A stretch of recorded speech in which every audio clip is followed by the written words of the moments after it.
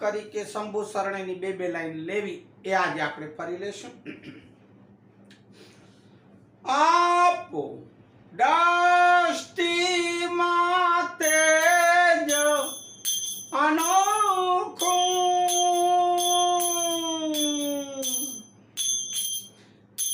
સારી સૃષ્ટિ ને શિવ રૂપ દેખું